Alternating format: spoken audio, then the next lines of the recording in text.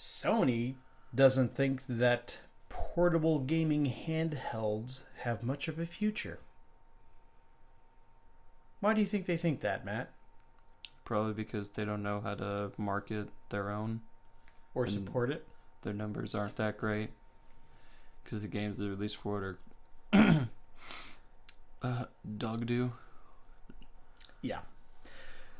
So, looks like Andrew House, who is the Sony Interactive Entertainment chief, or president, I guess you'd call him, he doesn't see a huge market opportunity for handheld devices. And he said that Sony is focused on the home console market. Of course, everyone's familiar with the PlayStation Vita not going over well at all. We've gone over our reasons in the past why it wasn't successful, but we'll probably retread that territory again, I assume. He did say, though, in regards to the Nintendo Switch, the Nintendo device is a hybrid device, and that's a different approach and strategy. We have not seen that as being a huge market opportunity. The Vita experience was that outside of Japan and Asia, there was not a huge demand. The lifestyle shift toward the dominance of smartphones as the single key device that is always with you was the determining factor. And this article on Gamasutra goes on to state that they're basically going to start doing more in the smartphone business with games. There's about 5 titles or so that are in the works right now. So, here's why he's absolutely wrong. 2 big, obvious reasons here. The Nintendo 3DS, which cleaned the Vita's clock, and the Nintendo Switch, which is still not the easiest console to just find lying around. There's still, you go into a Walmart, you're not going to find one. You're going to have to look online, that sort of thing. And it's not Nintendo. Nintendo's not like, trying to make it scarce on purpose or anything like that. They want to sell Switch units. They do not want a repeat of the Wii U. So they will sell as many as they can. But this is so absurd that he said that. Simply, and the only reason why he said it was because the Vita was a failure. And let me go over the reasons again why the Vita was a failure. Vita was a failure because it hardly had any software support after like the first year and a half. It was done. Everything was about the other features like, remote play. You can even though the Wii U does this, hey, you can buy an extra device and play remote play off the PlayStation 4. Like once the PlayStation 4 came out, they just didn't care about the Vita anymore. So, of course, once first-party support dries up, then of course third-party support is very soon to follow. Aside from that, and I've rethought this a little bit. It's not the fact that the Vita had proprietary memory cards. It's the fact that those memory cards are so expensive. Like to this day, they're extremely expensive because now I don't believe that they make them anymore because they're only for the Vita. If you're not making the Vita, why make memory cards for the system anymore? So that was the reason. And you had to have one. Like you couldn't even explain this to me. The games come on game flash cards similar to the DS, 3DS, Switch lines. But you can't save your game to it. You can't save a save file. I don't know how that doesn't work. But apparently that's the case with the Vita. So there was that problem as well. It's just those 2 major problems, just the fact that they stopped supporting it and those memory cards were just such a hassle and so expensive.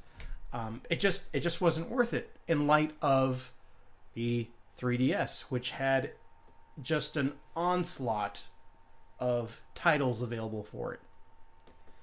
And once it got that proper pricing, it started selling like crazy, just like the original DS. So, and now we have the Switch, and the Switch is a runaway success. And people, you can't forget the fact that the Switch, there are some people who buy the Switch that they're only ever going to use it in handheld mode. Some people buy the Switch and they're only ever going to use it as a console. And then the rest of us sane people use it like it's intended as both. It's crazy to think of people just using it as a handheld, because as a handheld, doesn't it only have like 3 hours of battery life? Well, so does the 3DS on 3DS games that are fairly demanding. Really? Yeah. I always feel like it lasts so much longer. Well, if you're playing Pokemon Gold, it'll last you quite a bit longer. It depends on what you're playing like on it. Playing like Pokemon Moon and Kirby Planet Robobot.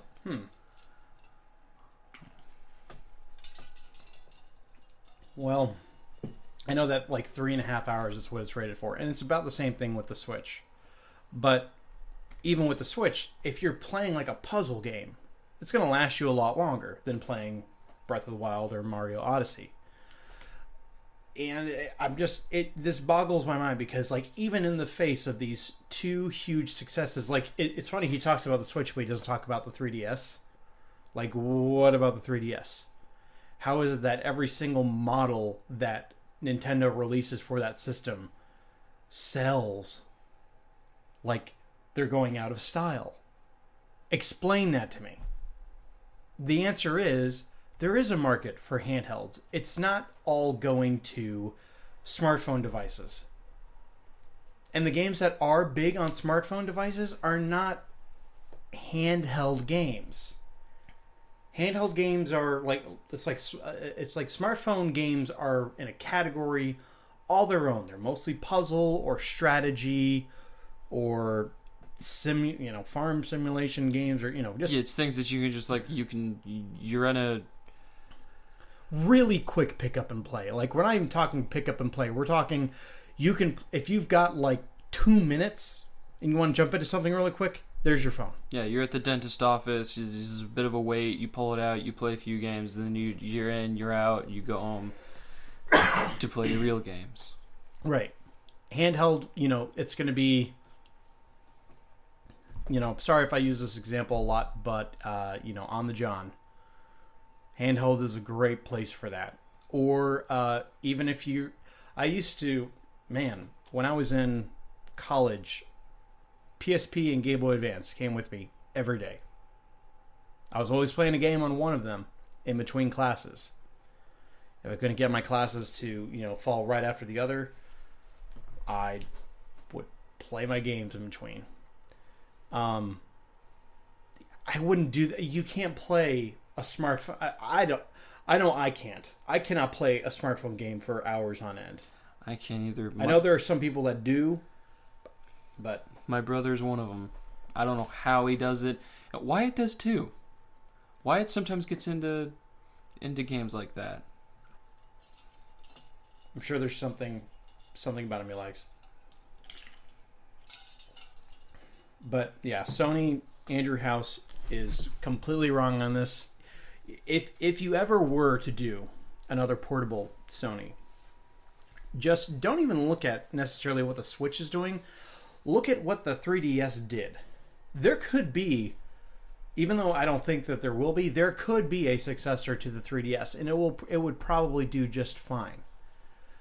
See, Nintendo, when the 3DS wasn't working, they changed their strategy, and then it worked. With Sony, when a handheld doesn't, when one of their handhelds starts struggling, they don't do anything. In fact, it's like they step away from it at that point. They're like, okay, well, we tried. Let's focus on stuff that is successful. It's a completely different business strategy, and that's why your products fail. Don't be like Sega, where it's like, we got a Sega CD, 32X, Saturn, like all in the span of 3 years together. No one wants to buy hardware every year. Even phones. I know there are people that buy a phone every year, but I think that's a waste of money. I don't know how people are able to do it. Most people buy a phone every 2 years, unless they've broken it or something.